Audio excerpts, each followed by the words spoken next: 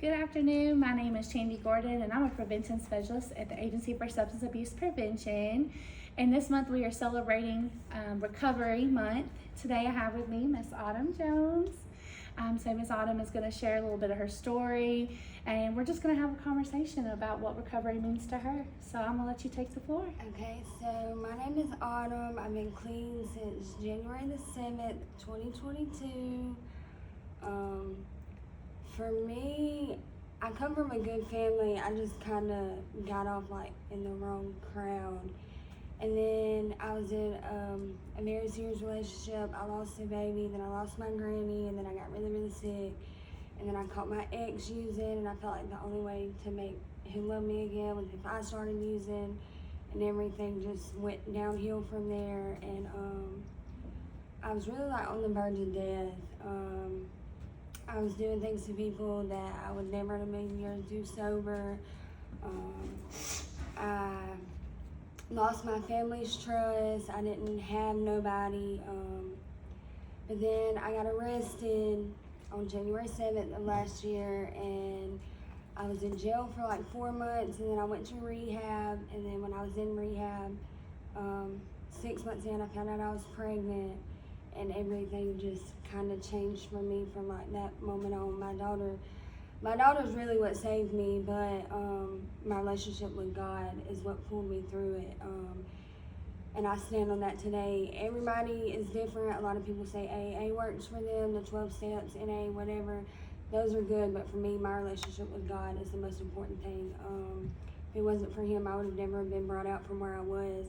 And I know if I was to ever go back, I wouldn't make it back to a jail cell. I would be 6 foot under. So keeping Him first and foremost in my life is the most important thing for me.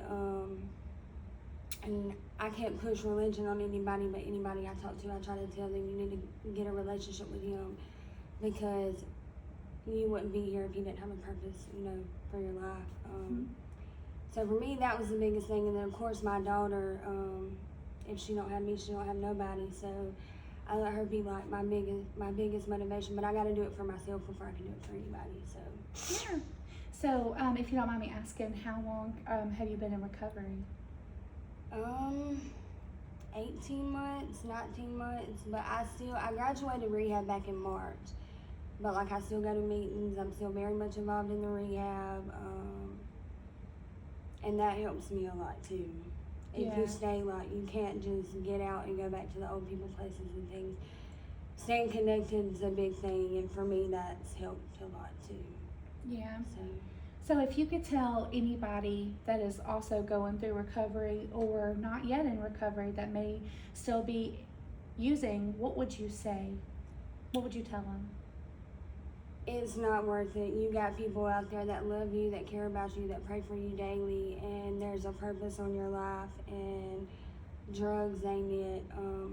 I know you may feel like that's the only option, but it's not. I used to see everything so black, and like since today I got free from addiction, like everything's so much clearer to me now. My life is so much better. I might not have everything that I want, but I have everything that I need, and I'm happy. Like, I'm genuinely happy with my life. And I've lost so many people to addiction, and I don't want to see somebody else lose their life to addiction. It's just not worth it.